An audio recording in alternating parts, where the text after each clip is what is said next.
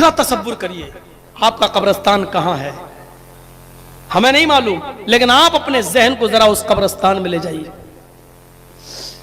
کسی کے باپ اسی قبر میں دفن ہے، کسی کی ماں اسی قبر میں دفن ہے، کسی کے باپ اسی قبر میں کسی کی ماں ہے.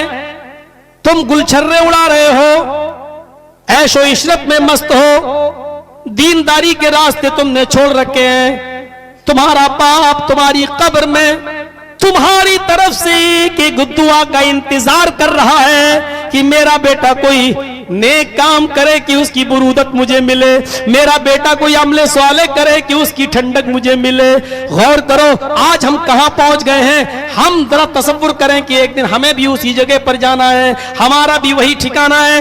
اور یقین نہ آئے تو اس کو اس طریقے سے سوچو کہ حضرت عثمان غنی رضی اللہ تعالیٰ عنہ کے سامنے جب جہنم کا تذکرہ کیا جاتا تو ان کی آنکھوں میں آنسو نہیں آتے، جب جہنم کا عذاب بیان کیا جاتا تو وہ کبھی نہیں روتے، جب جہنم کی دردناک کیفیت بتائی جاتی اور جہنمیوں کو کون کون سے عذاب دیے جاتے جب یہ ذکر ہوتا تو وہ کبھی نہیں روتے. لیکن جب قبر کے عذاب کا تذکرہ ان کے سامنے ہوتا تو وہ روتے. لوگوں نے پوچھا اے عثمان یہ کیا بات ہے، قبر کا دردناک جہنم کا دردناک عذاب جب سنایا جاتا تو تم نہیں روتے، آپ کی آنکھوں میں کبھی آنسو نہیں دیکھے گئے، اور قبر کے عذاب کا ذکر کیا جاتا تو تم روتے ہو، آخر آنکھوں میں آنسو آ جاتے ہیں. تو عثمان غنی نے جو جواب دیا وہ ان کی فکر آخرت کو جگاتا ہے.